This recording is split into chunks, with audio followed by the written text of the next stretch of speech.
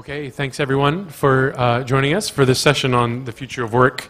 My name is Jason Carrion. I'm an editor at Quartz, based in London, and I'm delighted to be here to kind of wrap up the future of work programming. There's been a number of panels about this over the course of the past 2 days, and I think it's appropriate that we end with financing. How do we pay for all of these wonderful things that we've been talking about, and how do we, counteract some of the disruptions that we've also been talking about? My panel and I will discuss that in depth, and hopefully with also participation from you, which I will explain how we do that a little bit later, and we'll have some poll questions and whatnot. But first, I wanted to introduce our scene setter to set the scene very appropriately about future of work and financing. He is Scott Frisch. He's the Executive Vice President and COO at AARP. He has operational responsibility for finance, HR, IT, real estate, data, performance management. Future of work is very much top of his mind. He has a lot of work to do at AARP. Scott, please take the stage and set the scene for us.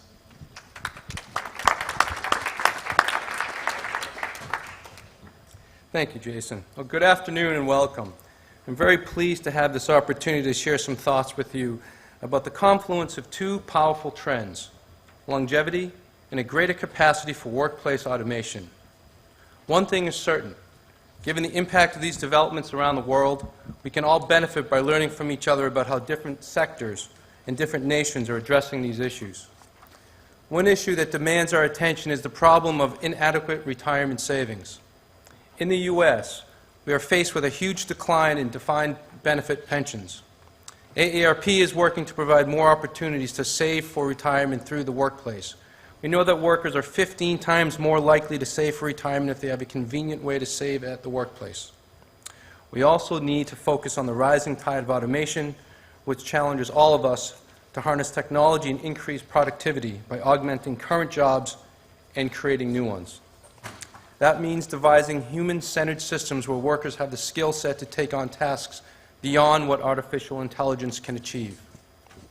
We need to allow people to continue to work as they age by having machines take on some of the physically demanding roles. For example, a robot that can lift a patient, a hospital patient, may extend the working life of a nurse who is treating that patient.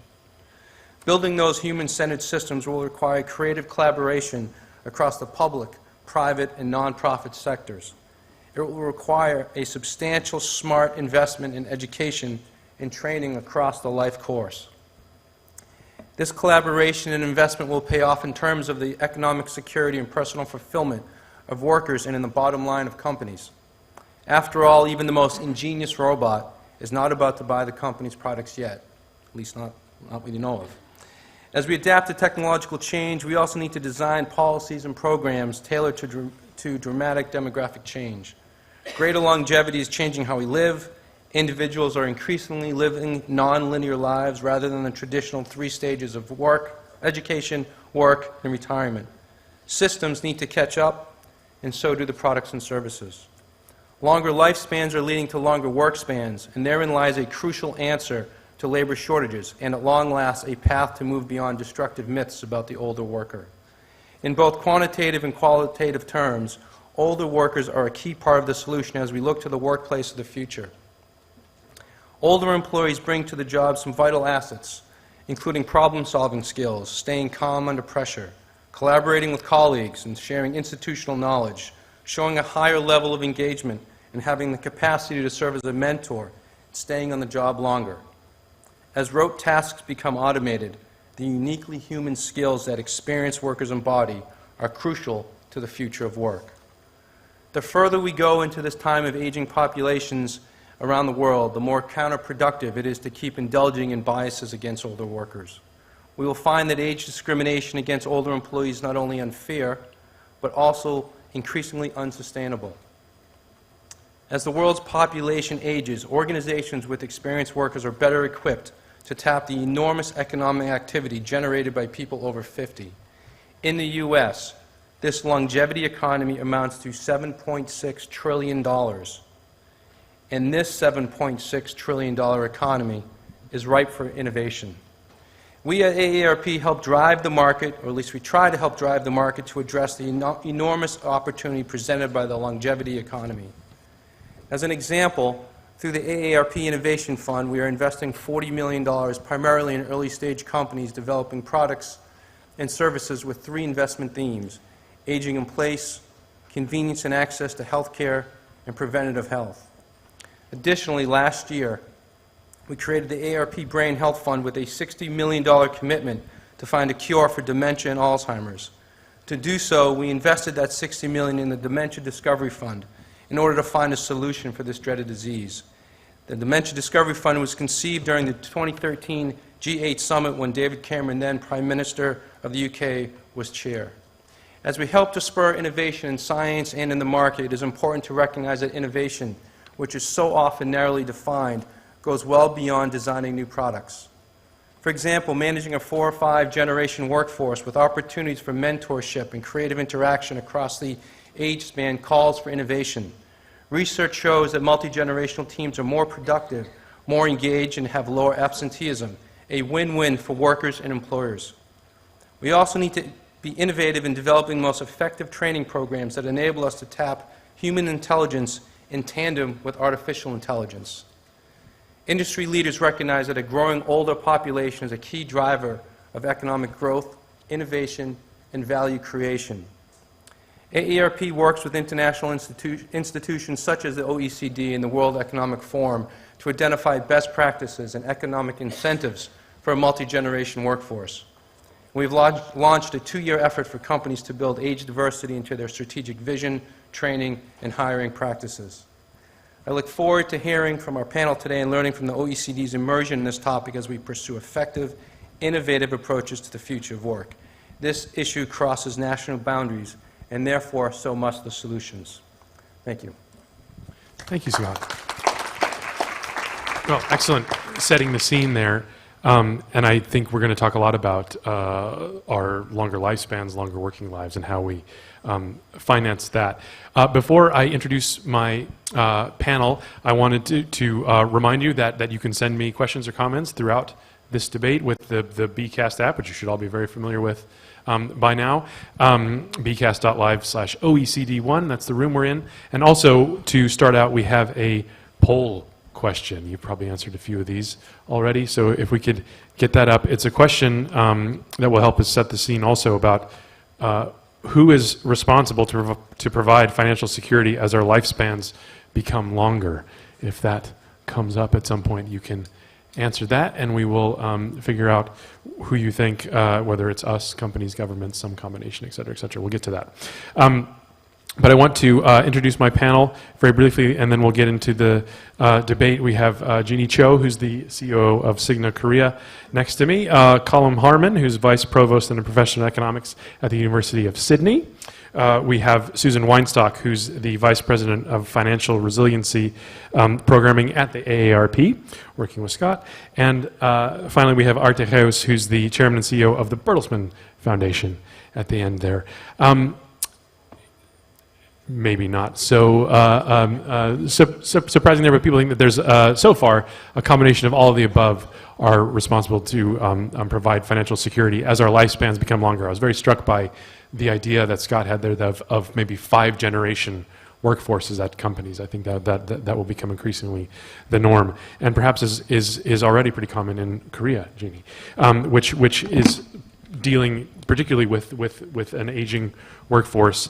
And I was wondering if you could just start off by telling us some learnings that you've had there, particularly when it comes to, following on from our poll question here, public-private collaboration, and as lifespans get longer and there's older workers available, how can public and private sectors work together? So when you think of longevity as a thing to worry or embrace, there are a couple of keywords maybe you want to think in addition with. So what's going to happen if you live longer? Longer than your expectation or your plan? And whether you'll be living with somebody or by yourself, you'll get sick or you'll be healthy forever. And what are the other types of catastrophic events that you might have to expect. Coming from an insurance industry or healthcare industry, we're pretty good at estimating or coming up with price tag on certain types of single events, like cancer. We know how to price it. Dementia, we know how to price it. But when it comes to longevity, it's all of the above, right? And it's all of the above for very different individual, because the individual longevity planning should be different. And what kind of strikes us most in Korea, or kind of scares us, is that we're not ready. We are the fastest aging country in the world. We have just passed the mark that we call as the age society, 14% of our total population over 65. And we'll get to the age society, super age society, faster than any country in the world. And we are not just ready. And that kind of scares us, right? So the first question was, who's responsible? I think it should be different by the country or by your own preparation level or your family members, but it should be a combination of everybody, but maybe the percentage of participation will be a bit different. Got it. Can I jump in here for Yeah, a of course second? you can. Susan. So I think in the U.S. we look at longevity as actually a great opportunity. People are certainly living longer, but they're also living healthier. So this is Yes. an opportunity. We have a labor shortage in the U.S. This is an opportunity for people to work longer. The part of life that you're sick is actually fairly small. So the idea that you can just work longer is a great opportunity to fill those jobs that are now going unfilled. We now in the U.S. have more job openings than we have people to fill them. So we see this as an opportunity. Does that chime with the Korean Yeah, experience? just adding one point, I think I'm very in line with you. So if you work longer, you stay healthier for a longer period, right? If you're left alone, loneliness is a very big problem, causing a lot of depression and different types of health issues. So if you can stay longer at work, that's going to be really helpful. Right. Colin, coming to you here, if governments, companies, some combination of their aren't ready or willing or whatever to provide for people's financial security as they live longer, and have to kind of upskill, reskill, all these kinds of things. A lot is placed on like financial education as like, oh well, we'll just go back to school and everyone will figure it out. I mean, can you talk a bit about the state of financial education and like what role, one thing not on that list, I wouldn't say that universities are responsible for our financial future, but they play a pretty big role, just the kind of learning systems. I mean, what's happening there, and how are universities, of which, higher education, which you're most familiar with, how are they adapting to our new future of work? Well, indeed. I mean, in the economics kind of literature, interestingly, the sort of active intervention of training around financial literacy actually tends to have pretty benign effects. What you really need to be doing is cultivating a whole-of-life perspective on work and career and planning, not just the sort of basics of teaching people what interest rates are and so on, which tends to be the form. When people talk about financial education, they think in terms of relatively remedial type interventions, which are nice to do, but relatively muted in their effects. And so the sort of bigger multiplier effect is going to come from a sort of a systemic approach to what education means. And I think that does fundamentally reboot in many ways what universities and higher education institutions more broadly are there to do. I mean, I think the hallmarks for me of what a modern education provider should be doing is, I think you have to sort of have that discipline depth that everybody goes to university or into higher education for. That's sort of like a health check. But I think increasingly you're seeing patterns of introducing breadth of experience into the average undergraduate and postgraduate experience. You're ensuring application of training in real-world scenarios. You're training people to be adept with resilience. We have a very interesting program at Sydney which encourages teamwork. And of course, the first week the students are involved in team projects. They come running back to the coordinator saying, Jane isn't doing their work and is free riding. And perhaps we would have intervened in the past to have a word with Jane. It's a life lesson. What we do now is say, go figure. It's part of the exercise to go figure out how to. So by week 5, they figured out how to make Jane work. And ensuring that sort of global perspective, I think, is also important.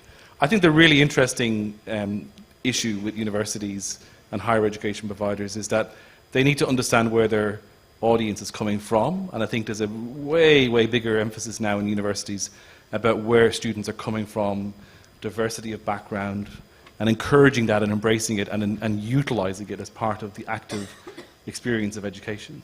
And the other end, taking way more interest in what happens after they leave. Mm-hmm. And so rather than having that sort of, again, lifelong learning kind of mantra, which was one of somewhat remedial intervention as people went through upskilling and reskilling, you're talking about the graduation being the first step of a major engagement with an education provider over a career, over a life. And that's the big shift, I think, in emphasis. Yeah. How confident are you in the evolution of universities in that direction? About, it's kind of a similar thing. Sure. When we talk about companies and their responsibility for workers, broadly, when they're not employed by that company, who cares? To put it bluntly. But the same with universities. Once they leave, most of what you hear from university is asking for money. Yeah. Yes. Well, there is a self-interest, I suspect, in encouraging the retention. I think it requires a strong cultural shift of what an institution, as a university, is there to do, and to do it substantively at scale. And the experiences across the globe point to this. You have to take, a real institutional decision that this is what you stand for, and it does hub around a value proposition that you want to say as an institution that this is important, and that you play and it does place that interesting and exciting role for universities as part of, as societal players. And I think the more institutions stop seeing themselves as just providers in a kind of an atomized way, and see themselves as providing a societal value, that's when you get the game shift. Interesting. Susan, coming to you, let's talk about a different aspect of money.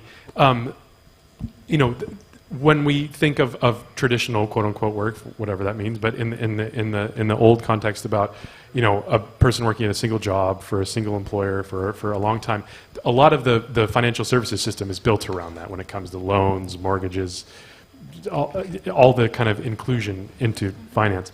As work atomizes and we have gig workers and people working sort of 2 or 3 different careers over their lifespans, the financial services industry also has to adapt. And I know that you've done some stuff with the AARP and are just familiar with how are financial products changing along with the future of work? Right. Well, one of the things that we've been working on is what we call work and save legislation. This is legislation that we've been promoting at the state level to help people save for retirement. What we found is in 2016, a third of private sector workers had no way to save for retirement through their employer. And we know that the most effective way is you never see that money, it's taken out of your paycheck, and it's put into a retirement account. So we've been promoting what we call these work and save laws, and I'll just give you an example of the first state that passed it was Oregon Saves in the state of Oregon, and so they're the farthest along. And under that plan, employers are required to enroll all of their employees and deduct 5% of their paychecks to send to state-sponsored individual retirement accounts. There's about 1 million people that are potentially eligible for the program, but the workers are allowed to opt out. So if you say, I just can't afford it, you can get out of it. Although, having said that, 60% of people have stayed in. So we think that's really great. And as of November 2018, about 20,000 people had accumulated more than $10 million in these IRA accounts. The vast majority stayed with the 5% initial contribution, and in 2019, actually, it went up by an additional 1%. So we feel like this is a step in the right direction to help people save for retirement easily and affordably. And then we've now got legislation passed in 10 states that offers this sort of a program. So we're hoping that this is a model, and we're pushing it in other states as well. Yeah, I mean, I think the response to the sort of this save more tomorrow, Thaler, Bernatsky behavioral approach to pensions has been fascinating to see. One quick comment, which I think is one of those issues around how governments have to rethink how they make policy over the course of the next 10, 15, 20 years, is that what we're going to see is a natural shift away from kind of universal policy provision to more targeted policy provision. That's a big issue of itself. But one of the really interesting things about countries, Australia being one, the UK being another, who have a degree of auto provision, and a very substantive one, is the amount of absolute obsession that goes on around what happens to the money on its way in. So it's caps on contributions, and there's taxes on excessive contributions, and it's all this and all that. And what that fundamentally does, of course, is it misses out the magic of compounding. So taxing money on the way in is an obsession of governments, when they really ought to be taxing it on the way out and letting compounding have its big effect and allow money to grow as fast as possible over a long period. The very thing that you and everybody else in the sector would say is the whole point of putting it away for a long period. And yet governments, for lots of reasons, tend to obsess about finicky things about doing it. And when we come to that question about how will you have enough to survive and thrive in old age, the answer is by having as much of it stashed away as possible. And the more you can put in, the more you can have there. And obsessing about what happens in a tax or equity sense about what money's going in seems to be an ill-guided perspective from a policymaker. And we also do some financial literacy work as well. We hold webinars and teletown halls to help people learn how to save for retirement, answer questions about Social Security. And we also have an employer pledge program where employers pledge to hire age blind and based on ability, and they pledge that they value a multi-generational workforce.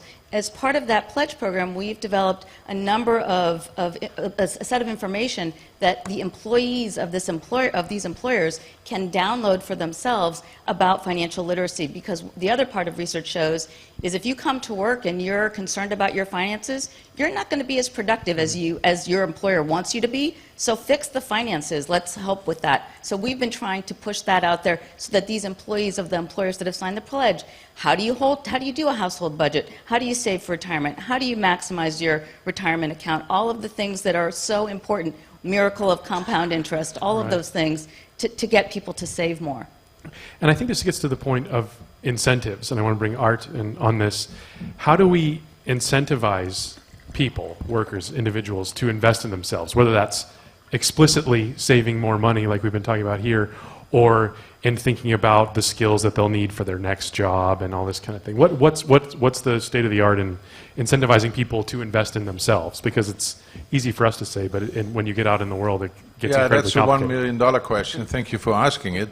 And what we see here is in all these empty seats here in this room is that we are comfortable to speak about what should be done, but when it comes to the question, how should we finance, then many actors are gone. You pay for it. Yeah.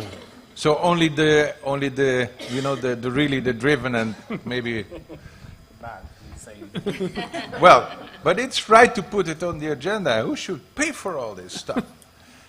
And I would say that first of all, we pay too much on Social Security. We pay for the damage. We pay for unemployed, disabled, too old, etc., etc. So we pay for Social Security. We pay only a few dollars, a few euros for education. And that should shift in this century massively. We should reduce the cost of Social Security and we should invest in training much more. Now, whatever the balance is between the two, how should we make sure that people invest in themselves? Because the bad news is there's no other. In the end, we pay it ourselves. So the individual worker has a huge responsibility which he or she cannot bear on its own.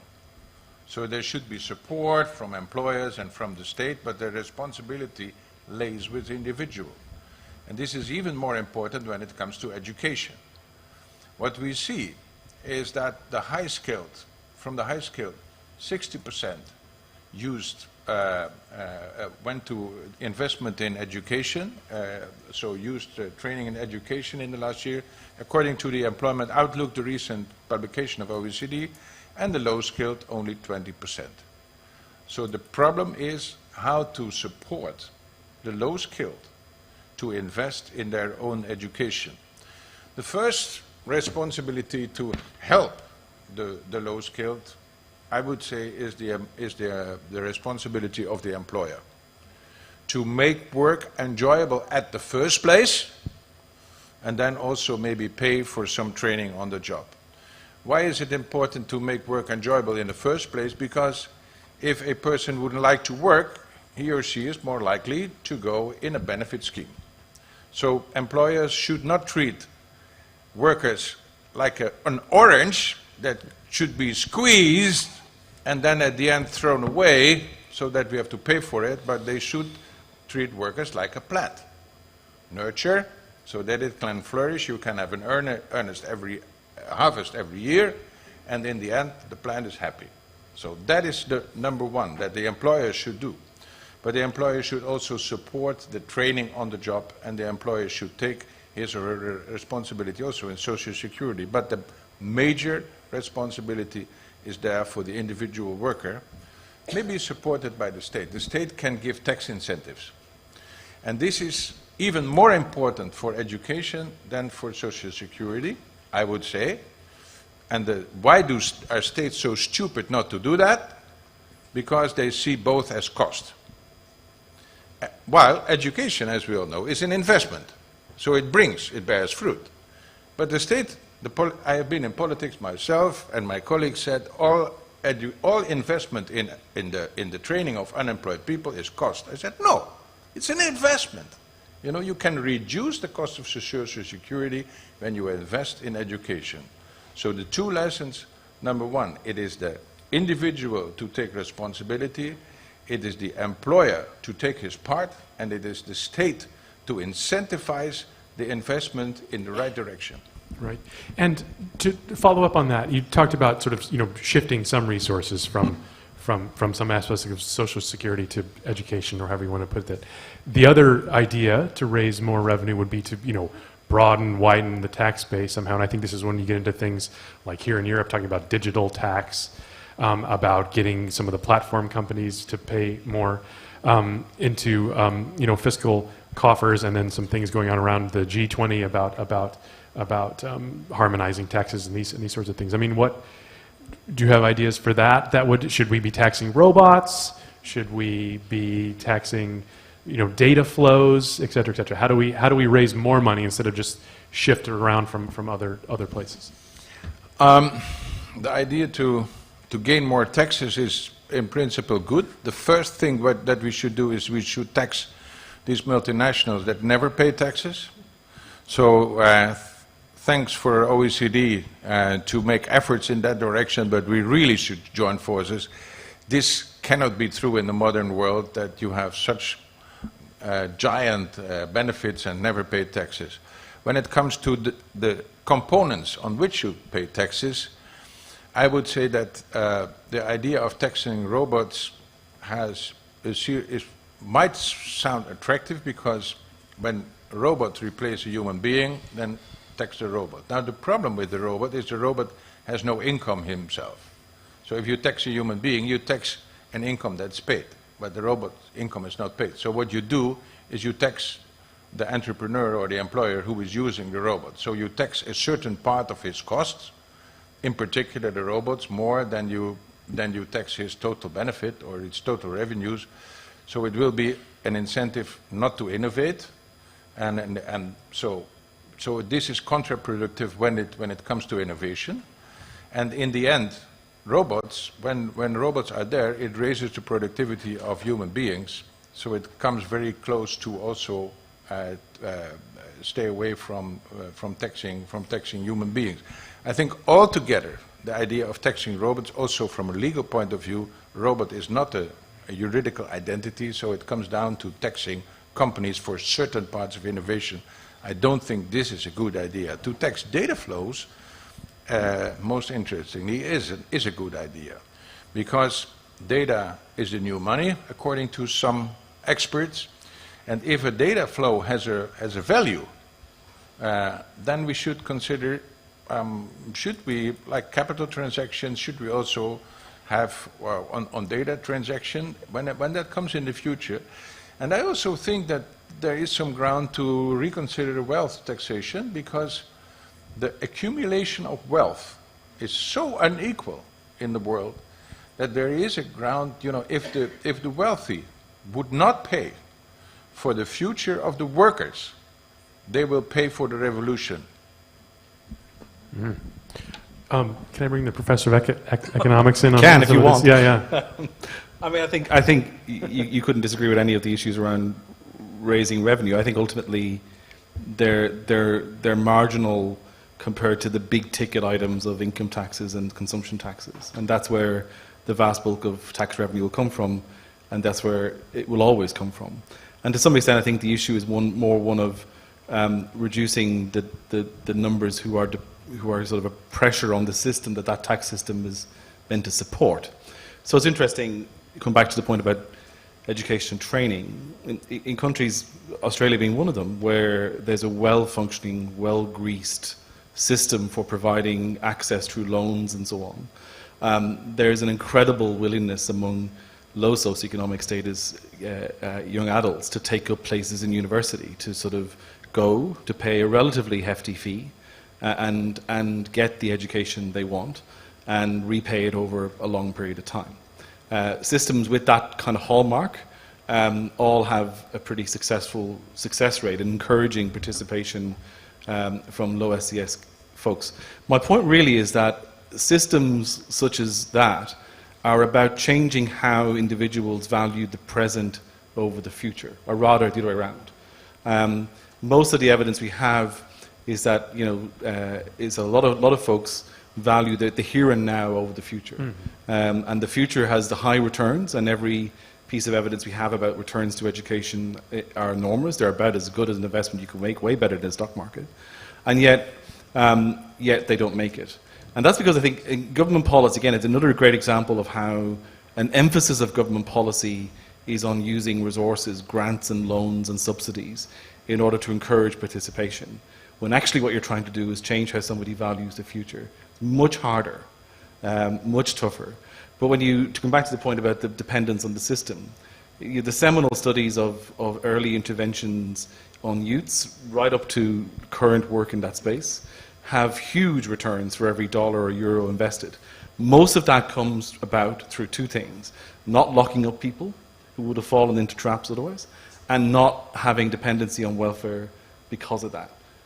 So the evidence is there about the rate of return to that investment. It collapses the dependency on the welfare system. And in a long-run perspective, such as the one we're taking this session, that's exactly where we need to be. I think the other part about training we need to be looking at is what are we going to do about lifelong learning, right? Like back in the day, you went to college or university for 4 years, you had a job for many years, and then you retired. Absolutely. It doesn't work that way anymore, and you need to continually be upskilling and reskilling to stay relevant in your career, but yet our system isn't made for that.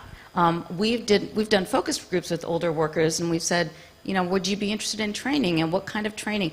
And they are all in. They think this is a great idea. They would love to do the training. But then what concerns them is I'm going to get a job interview. They're going to see my gray hair, and I'm done. Age discrimination will take over. And even though I have this current training, it's not going to get me what I need. But they see the value and the importance of remaining relevant and up to date, particularly, obviously, with technology and the way technology changes. Just following up on Art's comment. So Cigna, multinational company, we are very diligent in paying taxes. So just wanted to make a comment on that. But I think... Great. Right, yes. Yeah. One follow-up is, you know, when you have... I think it's a good idea to find ways to collect more revenue, if there's ways. But if not, the second best way or alternative will be, you know, looking at your spendings. So where are you spending money at? And what you mentioned, I think, is a very important point.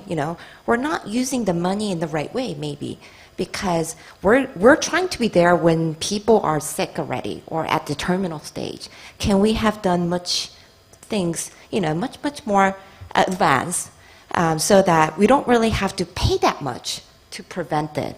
So what is the right timing and what is the right things to do is much more important. And allocating the fund in the right manner will be something that I would expect, my country or government to do. Yeah, I mean that gets to the point about the new kind of forms of benefits, and this all sounds good, but when you have people working for platform companies or gig workers or changing careers again, you need to have these kind of portable benefits, I guess you could say, and who pays for that? Again, getting back to like whose responsibility is when an employee leaves an employer's purview. That's up there on their own. I think there are some examples, but can we cite any countries or any examples of ways to bring the kind of new forms of work into these benefits? Has AARP looked at this in terms of like the portability of benefits for like independent contractors, self-employed? It seems to me there need to be these kind of umbrella funds, Right. perhaps, that people. It's certainly the wave of the future, and it's something that we all need to be looking at. Is how are we going to continue to be able to pay our taxes and get the benefits that we want without having, for the U.S., it's particularly a problem because our benefits are all tied to our employment. In other countries, obviously, that's not the case. So that's not, I think in the U.S., it's actually maybe even a bigger problem than it is in other countries where your health insurance comes from the government. Yeah. Shifting gears a little bit, I want to ask, talking about financing this, it's a bit blunt, but particularly for you, Jeannie and Susan, how do you make the business case for hiring older workers at companies? Scott got into it a little bit too, but like how you talked about, they could be completely up to date on all the skills, all the technology. They show up, gray hair, there's still that is there. Like, what's successful in retaining, attracting, hiring older people, which will become a more and more pressing issue.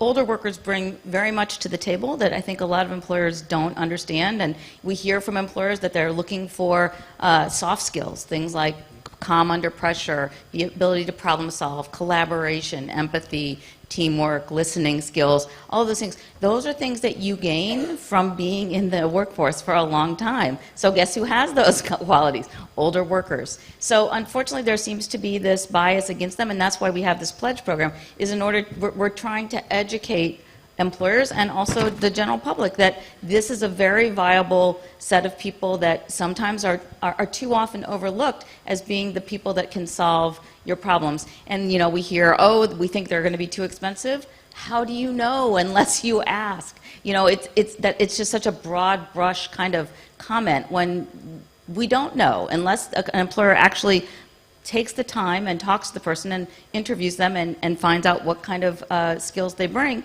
and then looks at the market value of that potential employee and then offers them a job. But it's very short-sighted to not look at that cohort as a viable candidate. It's a very easy business case to write. So for taking my case, we've been in Korea for 32 years. It could seem long to some people and short to others.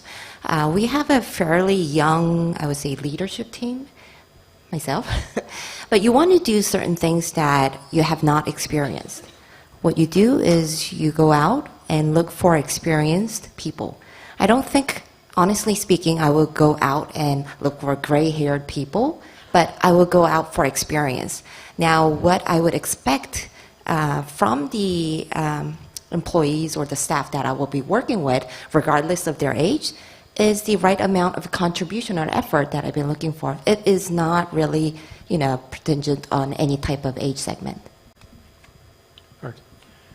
Yeah, I think we need a lot more in the sense that we need a mind shift also in the workforce for employers and employees alike.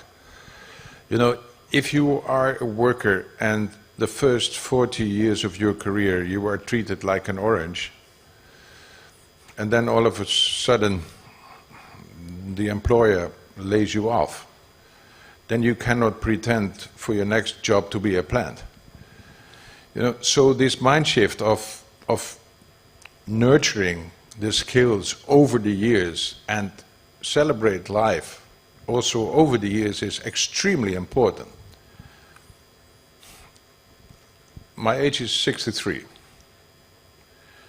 So in 4 years I will reach the entitlement for pension in the Netherlands.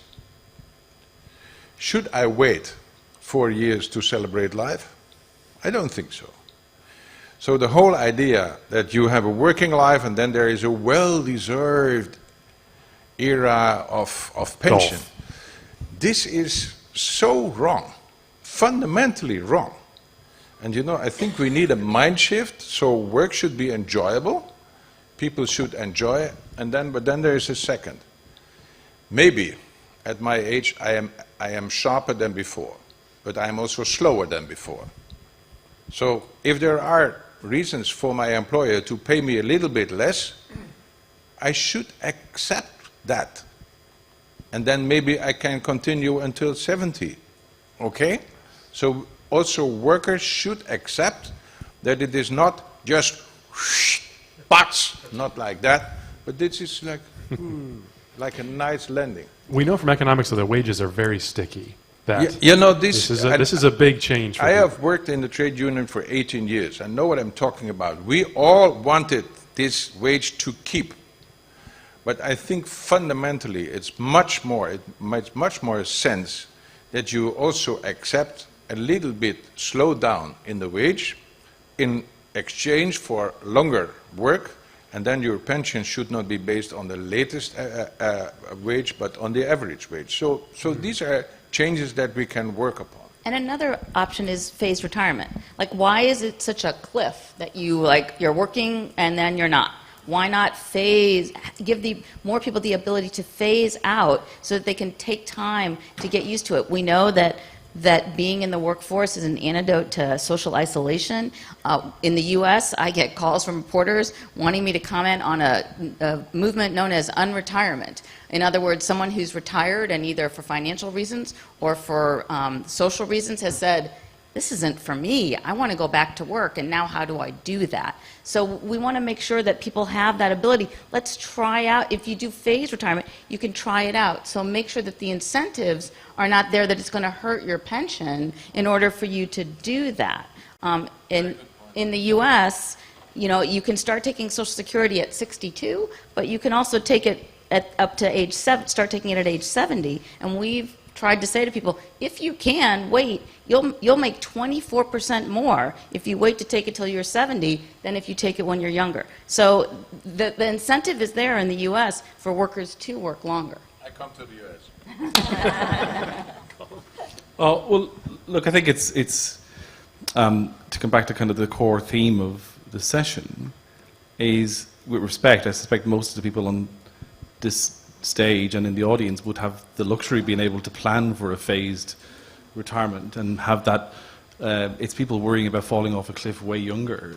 That's a bigger challenge, and the fact that, you know, manual workers or workers in the service sector have pretty rudimentary pension provisions, gender bias in provisions for pensions and so on. So the sort of, nothing to disagree with in anything I've heard, but it also skirts over what are really deep policy challenges that we'll face in that transition over the next kind of, as people live longer, because poorer people will also live longer. Yeah, exactly. And there's an interesting sort of paradox in the macro stats, you could say, is that the duration of unemployment is getting longer in some countries, even though unemployment rate's very low, employment rate's very high. What gives, A, and B, how do we address that? How do we reduce that? And you know, the how there is, how do we pay for it? Well, I mean, look,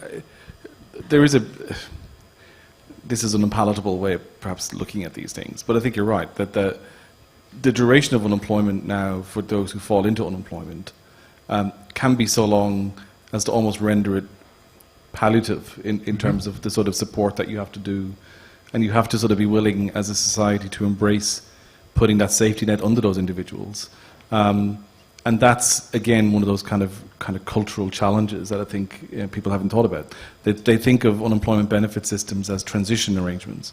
But we are, in a sense, going to be, in a sense, a societal transition of itself, and people will get caught in the middle. So I think the challenge is, in a sense, we're moving away from a period where the concept of unemployment benefit, going back to Beveridge and so on in the 30s, is one of transition and frictional, into one where stasis can set in. And in a sense, the challenge from a policy point of view over the long run is to ensure that we create the adaptability and resilience and malleability of the workforce to stop that stasis. But in the period as we transition, we're going to have quite a challenge in some senses. Yeah, on this long-term, long duration of unemployment, what I saw in my professional life is that every 10 years, more or less, when there is a huge amount of unemployment or a long duration of unemployment, then we have the discussion of a basic income, because we cannot ask these people to be available for the labor market and to apply without success every week. So this is not fair, etc. And then comes that discussion. Now, it is important to understand that the unconditional basic income is never experimented for a good reason, because it would start to give everybody an income, so also the workers. So it would increase inequality enormously. So it would create an inequality, because those with the Social Security would not get more, but the workers would get an extra income, which is absurd. So, talking about universal basic income, most of the time is a discussion of Social Security without conditions. Now, Social Security without conditions is also Social Security without support. And I would say it is much more important to give those who are long-term unemployment an increased subsidy to get into work than to pay them off and to say, wait, you may not find a job, here you are, like in Roman times, we give you money for your bread and for the games, and be off my record. I think it is, and it will not work as well, because, and can you imagine that there would be no obligation to work anymore? What would that mean? So there are other forms to support those who are long-term unemployed, and there are efforts of success. And there are also now the investments in new schemes for training, like France is introducing. This individual compte individuel, compte personnel, the formation. So there are new initiatives. So let's think about how to incentivize to invest in education instead of looking to the past and to make more of pay off Social Security without any perspective. Right. Speaking of incomes and wages, I want to bring in sort of adapt a question that came in here, and then I want to open it up to the floor. So if you have questions, get them ready, raise your hand, and I'll call on you. Question here about, should longer lifespans mean slower earnings growth trajectories, which looks like stagnating wages perhaps earlier on if we're living to 100, this kind of things. Will that just shift the traditional upward slope of our wages? We talked a little bit earlier about phased retirement and these kinds of things. Which is it going to be, basically? How optimistic are you that people will accept that kind of like the down slope before? We talked a bit, maybe you need incentives when it comes to pension funds and this kind of stuff? Or are we just already experiencing and maybe not appreciating that the curve has just shifted later because we're living longer?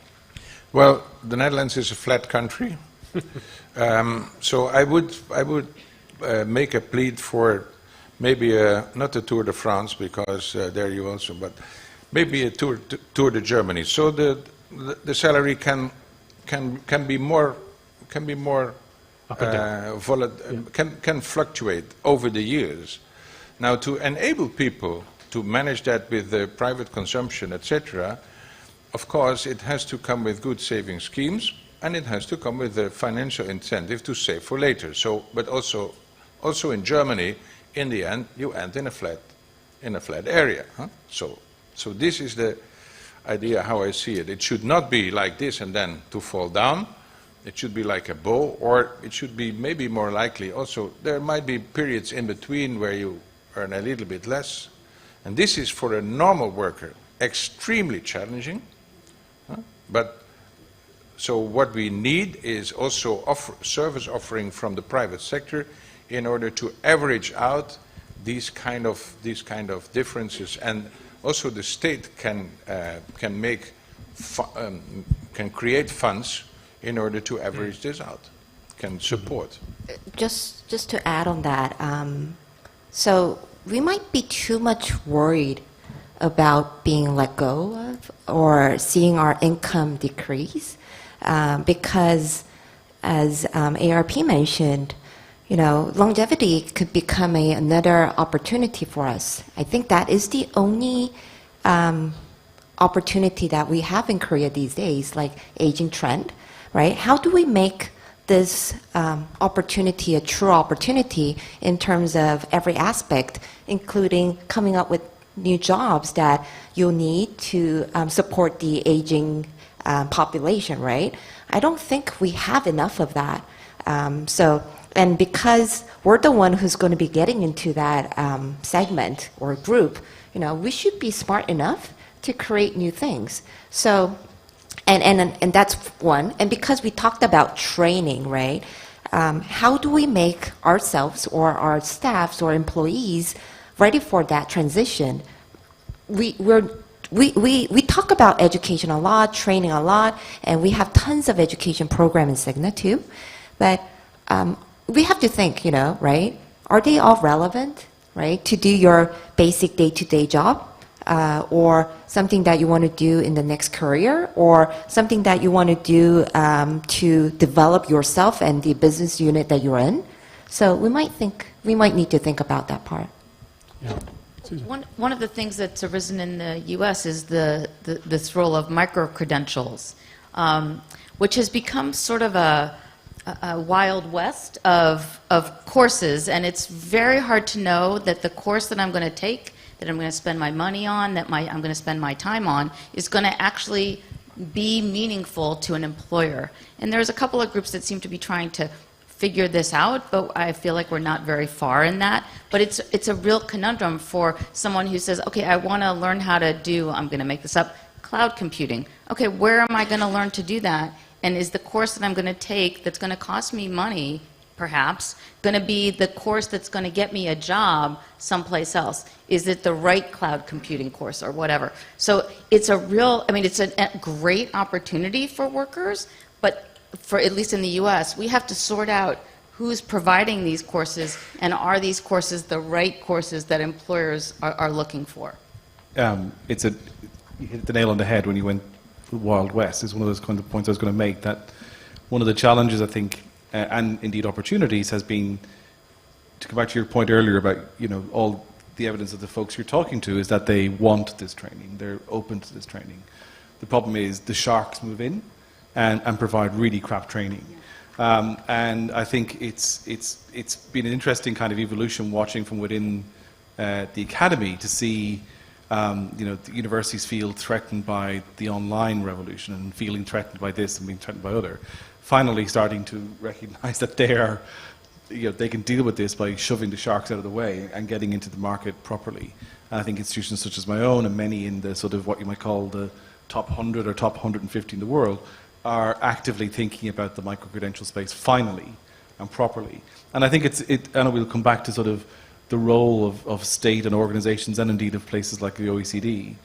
But for those things to work properly, we've worked out credit transfer systems across Europe, for example. You can do a master's program and transfer between course, and bring your credential with you and use it to build a master's.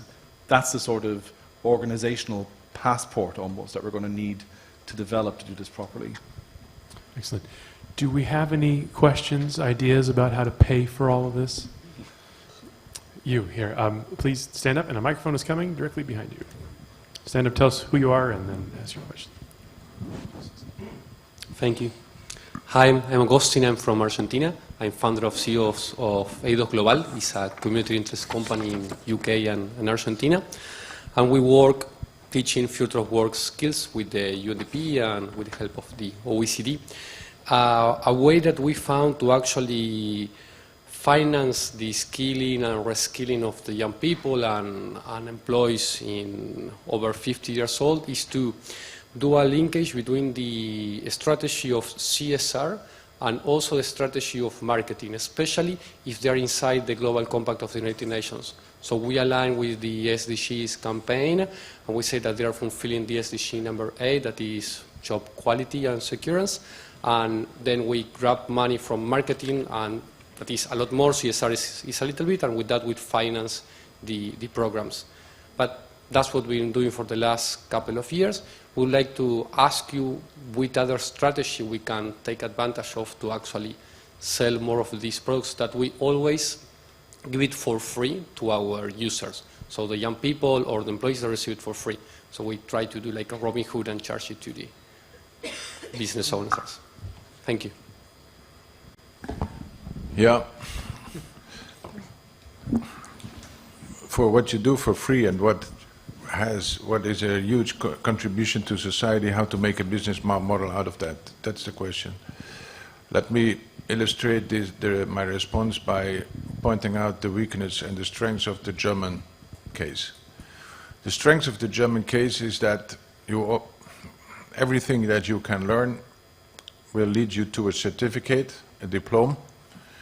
So the risk that you learn something that an employer would not recognize is almost zero. So everything you learn can be relevant for an employer. Now the weakness is the following, that if you are employed, your employer will only pay for the course that is relevant for that employer. If you say, I want to do something else, then he says, well, either you pay yourself or your next employer will pay. Yeah, I don't have a next job yet, so then I don't pay. So it's locking in people, and it's not supportive for the move. Now, what you do is an investment in the mobility also of people and how to make a business case out of that. There are some firms that do invest in that, like AT&T is paying 1 billion a year for this education on the job, but also on the future job. There are some companies in Germany and in the Netherlands offering low-cost training for workers, like the skills faculty in the Netherlands. So soft skills that are so important for the future. But to make the business case it could also be a business case in France, where people have the right to draw from their compte individuel de formation. They can draw up to 5,000 from that if they are in the highest class, or if they are disabled until 8,000, but they don't know how to spend. So this is 35 billion of euros in France. That is almost unused. So there has to be an offer, a service offering that is attractive enough in principle for the workers and for their future jobs, and then you can match with those firms and those countries where there is the principal idea of funding it. And I think that's a very good point about companies who are serious about the UN SDGs, in particular, that is a kind of sign of something. We can take some more questions, but I just wanted to bring up our second poll question after this discussion. I think it'll be an interesting one. Basically, what I want to ask the audience is, are you confident that you will have enough money as you grow older, including for unforeseen circumstances like illness and a number of other things? We've talked a lot about this. I wonder if our discussion has given any of you comfort or not. We'll find out soon, but we have a question here in the front, and a microphone is coming. Right, yes. Oui, merci bien. Je pose. Thank you very much. I will be asking my question in French because it is easier for me.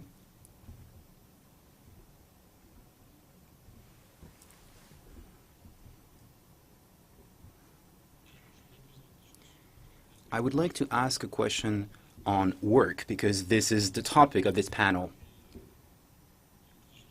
The world of work is changing with the arrival of artificial intelligence, and digitization is changing everything, and now we're thinking about how we can adjust working conditions. Are the trainings that are accessible in universities today relevant? Because when you look at the cost of helping someone to reskill, for instance, is almost as expensive as training someone, initial training, I mean. So do we need to rethink training to make sure that people are more efficient when they're working and that it is cheaper to actually help them to reskill? And a second question. I am from an African country,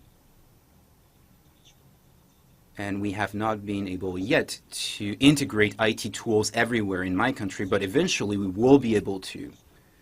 So what can very developed countries do when it comes to integrating AI, IT tools, etc.? What can they do to help Africa so we are not on the sidelines?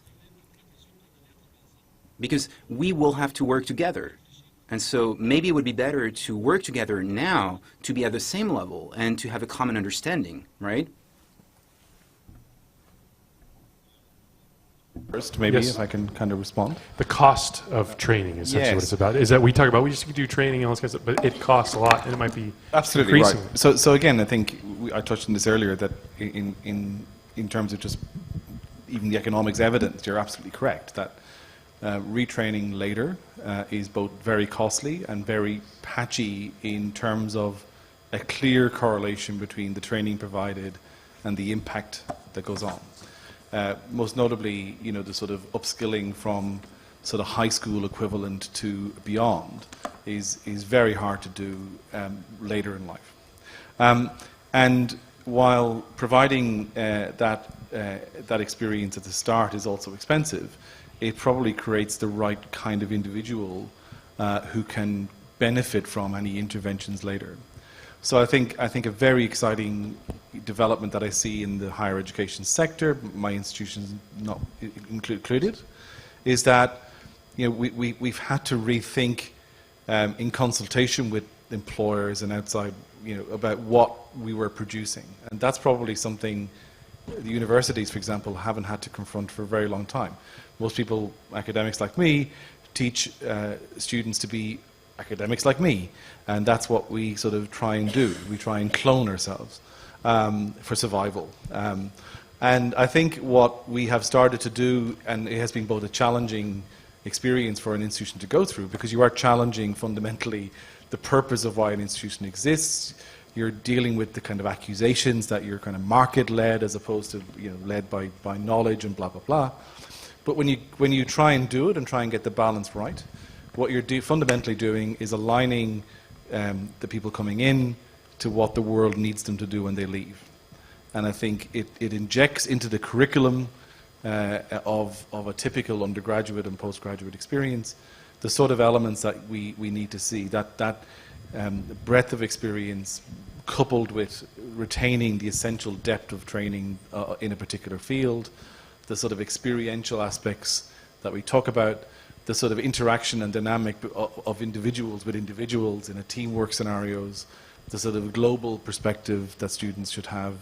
All of those things build what you might call the resilience and to deal with the shocks that will come to them in a way that hasn't happened before. And I think the fundamental difference between what a student starting at the University of Sydney or wherever today compared to, you know, when I went to a university in 1988, back in Dublin in Ireland, you know, unemployment was 20%, I was expecting to migrate, blah, blah, blah. Turned out I didn't have to, the world changed a bit, you know, the economy picked up, but I didn't fear that when I left I wouldn't have something to do. I knew I'd get a job, I knew I'd have a pretty certain life, and later on an economist like me would tell me what the rate of return to that life was going to be. that's just not true. That degree of uncertainty is now absolutely core to the experience of a student going to university or a worker thinking about retraining. And the universities and the providers of training have to deal with that fact. They have to deal with the fact that the students coming in now are fundamentally dealing with a different external environment over the course of their life than they would have otherwise done. And that's the challenge to my sector. And I think what it does down the line, hopefully, is that it lowers the cost of the things you're talking about. It makes the impact of the interventions and training and reskilling later in life more fruitful because they've been prepared for it, if that makes sense. I'll just mention something very practical that AARP is looking into for this year. We're trying to create a pipeline, so we're exploring if this is possible in a few local communities to start, and let's see if we can make this work, where we would look at a local employer and what is the skill set that, because we hear, you know, there's a skills shortage and we don't have workers with the skills we need. Well, could we partner with an educational institution in that local community, work with that employer who says, I need XYZ skill set, and then we could bring in the 50 plus to take that class and learn some of those skills and get hired by that employer to start working in that field. We're exploring whether that's an opportunity for us at this point to see if we could help workers reskill and upskill into something like this. We're at the very early stages of the exploration at this point, but I'm hoping it's going to turn into something where we could find something that they could affordably take a class and get hired to get started into maybe an upskilled or a reskilled career. Just to share a real life example. So it seems like all of the healthcare companies these days around the world want to become a tech company. The buzzword is machine learning, AI, RPA, and so forth. My company and myself has implemented RPA, robotics process automation, and this is not something that we implemented to make sure the employees or the staffs who work with these computers know what to do with computer directly. They don't have to. They just need to see this as a support tool supporting their work. So they might not have to worry about this mundane data batch, whether it finishes at the right time or right way, right? They can do something that they're really good at. So if you really want to try and develop everybody in your organization as a tech person, I don't think it will be sustainable, and I don't think it's going to be the right approach. And what we found out is we automated 60 different tasks in our company, but it did not replace a single individual. But it did bring up the productivity, and I think that's the way it should go. And I think that's a good positive note to kind of bring our discussion to a close. I'm going to invite Stefano up on stage here for closing remarks in a sec, but I just want to go quickly down the line for one takeaway, one action, one thought that we can leave this forum with about what we can do about financing the future of work. Very briefly, I'll give all of our panelists a chance. Maybe we'll start at the end. Art, be a plant, not an orange. Is that the gist? Yeah, well, I think I made that point. You know, when it comes to financing, my main message is the individual should take responsibility, but at the same time, the state should make a paradigm shift from paying for Social Security to education. Great, thank you. Susan. So we're a consumer-facing organization, so I think that we need to look at financial resilience as something that has many facets. It includes work, it includes savings, it includes a multitude of pieces that make for your ability to save for retirement, save for emergencies, to continue to work. So I think that broad view of financial resilience is very important. Excellent. Colin.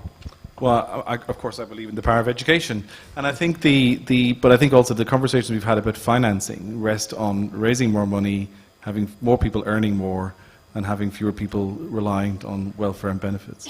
And I think the evolution of what we call the micro-credentials revolution needs to get taken seriously and really needs a degree of intergovernmental, frankly, an agency support to create true portability, because it has to have that flexibility and portability for it to be meaningful given the global nature of labor markets. Standards. We talked about a lot on training, right, and how to incentivize people to get more involved. I think the best incentive will be, we'll start with acknowledgement of things, where your current status is. It can be triggered by many, many things, but the first thing that I will do is go back and, share the 2 days session that I had here, a lot of learnings, and make sure that, it can be well spread. Yes, thank you. I just want to introduce Stefano Scarpetta, who's the Director of Employment, Labor, and Social Affairs at the OECD, for some final remarks, weave this all together, and give us some food for thought. Thank you. Thank you very much, Jason. Thanks to our panelists for what I thought was a very engaging conversation, also for sharing with us their insights. And thank to all of you, because you really, for your resilience to stay here to the last session of the Policy Forum. I think Jason was right that we cannot conclude the several sessions we had on the future work without trying to address what, in my view, is one of the key questions. How we're going to pay for all the different actions that individuals and we as a society have to put in place in order to respond to some of the challenges of the future work. What I found particularly interesting was actually that there was a good debate between what individual can and should do and what government, the different stakeholders, can and should do. I'd like to start with a positive note, because both G and Susan mentioned the fact that we are living longer. And this is a good thing. We are living in good health, which is certainly a good thing, and therefore there are great potential of the demographic changes that all OECD countries and beyond are experiencing. The other issue, which is also raising a number of challenges, is that we are living in a period of very rapid changes because of the digital transformation. We don't know exactly the speed and depth, but certainly the changes are there, are pretty obvious, and these are issues that were discussed also in the other sessions. So how are we going to equip individuals to actually have the tools to respond to the challenges? I think behind a number of the points that were made in this panel was the notion, which I think was shared also in other panels, that to some extent some of the risks are shifting from a job to the individuals. And the question there is, are the individuals well equipped to basically face this risk and respond to them in a constructive, positive way? I think Com made a very good point about the need to change the education system, with its higher level of education, university level. This notion that we have to move away from front-loading the investment in human capital into a process in which we learn how to learn in education and university, but then we continue to learn during the entire working life. Easy to say, much more difficult to put in place. I will go back to this point later on, because this changes also the way in which we teach and what we teach in school at the university. I think Susan made a very good important point, precisely because risks are shifting to individuals should have financial education, financial literacy, to be able to basically prepare themselves for the future. And also in the US, certainly saving schemes are important.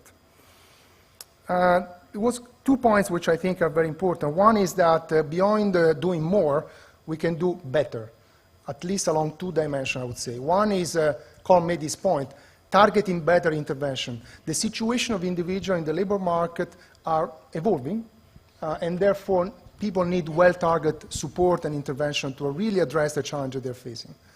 But the second point is what Hart was mentioning. This is much of our interventions are coping mechanisms. So we deal with problems where the problem have emerged. Someone has lost a job, maybe might not be in good health, and so on and so forth. Or maybe has not saved enough for retirement. And I think the point is shifting the focus from coping to prevention. So really, what at OECD we call a life course approach, whereby you really have to look at the life course of individuals and try to give them opportunity and the ability to basically prevent some action from actually materializing. So focusing better, but also focusing more on prevention, not only on coping mechanisms. Now, I think one of the issues we'll discuss in the panel very much along the lines of what the evidence we have at OECD, including the employment outlook, is that moving to lifelong learning not only may require more resources in some countries, but also a change in the mindset of everyone, from the worker themselves to the employer to actually the providers of training themselves. I think the evidence is very clear. There is no one single country in the OECD that offer training, retraining opportunity to the high skill at the same level of the low skill. The high skill get 3 times more opportunity to train and retrain themselves than the low skill. And this is where we are in Sweden, Denmark, Portugal, Italy, the United States, Australia. How we close this gap in access and quality of training that are offered to those who actually need it the most, the low skilled. These are the ones who are likely to be in job at a higher risk of automation going forward. Certainly targeting, it's important, but I think Art made a very important point, and Colm followed on that, if I recall correctly. Motivation is also crucial. There's a lot of evidence suggesting that a number of individuals either don't have the time to be trained, to go to training, especially if they work in a small and medium-sized enterprise, but sometimes they don't have the motivation. They might be afraid of actually going to training. Someone is going to test their ability, their competences. So there's a lot of need to guidance, orientation, support, to actually make sure that these resources that potentially could be put in place, Art was referring to France, is a country that spends 35 billion on technical vocational education. They move into an individual training account, giving a right to each individual to a certain amount of money to spend on training. So far, the evidence that the take-up rate from the low skill is actually pretty low. Now, the other important point, there was not much discussion on that, is to close the gaps in social protection. They are pretty large. Even in the OECD country, we certainly have the most advanced, the most developed social protection system. If you are in a non-standard form of employment, a temporary job, involuntary part-time, working only a few hours, or if you are self-employed, the likelihood to get income support if you lose your activity, your job, is actually only 40 or 50% what it is for an employee. So we need to close the social protection system, giving right to minimum form of social protection to all workers, regardless of their contract. I think the important point that was mentioned here is also the portability of benefits. We are living in a world in which people may have more than one job at the same time. They might move from one job to the other. How do we make sure that their contribution can be accumulated? And if they move from one job to the other, they can bring the contribution they put in into the next job. Otherwise, we have lock-in effect, whereby people cannot move from one occupation. In France, in many other countries, there are different pension systems that all coexist, and they're different across sectors. Now, let me turn into the very complex point about taxes and taxing. I think Art made, a pretty convincing point about the fact that taxing robot might not be the solution. There are technical complexity, but also you are taxing investment in an innovation. And what is a robot, what is not a robot, is not going to be easy even to identify. Taxing data, which is a new currency, is something which indeed there is a lot of debate in this country and many other countries in Europe and beyond. But I think the important point I want to underline is what a number of the panelists said. Let's start by making sure that everyone pay a fair amount of taxes. Let's make sure that everyone pay a fair amount of taxes. We are not there yet. I think some of the work we are doing at the OECD on the automatic exchange of information on taxes, the work we are doing on base erosion, profit shifting, are effort, not by the OECD, but actually the G20, the international community, to actually make a level playing field whereby large multinationals that have a lot of profits actually pay a fair amount of their taxes. If we were to do that, there would be significant additional resources that can be made available, also to help the workers in this transition from one job to another, from one occupation, from one activity to the other. Two final points, because this, I think, resonates with the comments made by most of the panelists, if not all of them. I think they agree with what is in the employment outlook. Small action at the margin are not going to be enough. We have to think big, and I think we have to think about systemic responses. We really need the whole of government approach. We need education, we need the social protection, we need the labor market, we need the Minister of Finance on the tax system, and we need the social partner. We need a social partner because whatever government can do, and the OECD countries are the best equipped in terms of resources, without employers on board, without the trade unions, without the civil society, I think some of the responses will not be enough. That's why at OECD we call, it's not just a slogan, we call for a transition agenda for a future that works for all, which really involves all the different stakeholders in their own capacity, but actually everyone play an active role in trying to be part of the solution. This is one of the, I would say, positive, although challenging messages we have in the work we are doing, the future of work. Thank you very much for your attention. Thanks, Stefano. Thank you, everyone. Just thank Stefano, thank Scott, and thank our panelists. And I also want to congratulate the 30% of you who think that you have enough money as you grow older. Well done, good job, but that we still have a lot of work to do when it comes to financing the future of work. Thank you, everyone.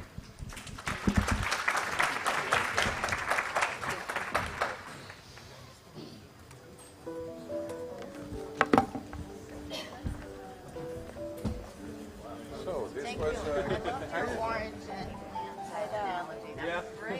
Yeah. I need to bring that back to my mom. No longer difficult. Too many points. I mean, 4 pages of notes. Fantastic. You did a great job. I have to say that this was a fantastic panel. I don't know who found the 4 of us,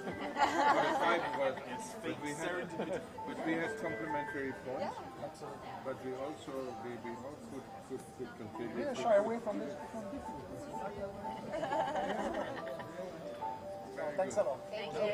Thank you. And I Thank you comment- so much. It's great to meet you. I commend you for your work that you do. It's so forward-looking, and you know, to support all the people to take part, both on training, but also on saving. Asian-Pacific things a year. Thank you. Yes, I am. So you are revista.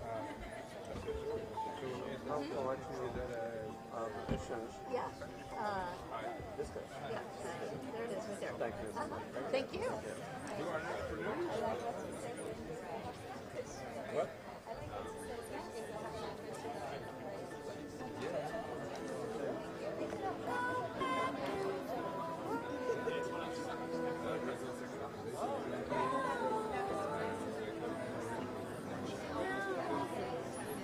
Hello, I am.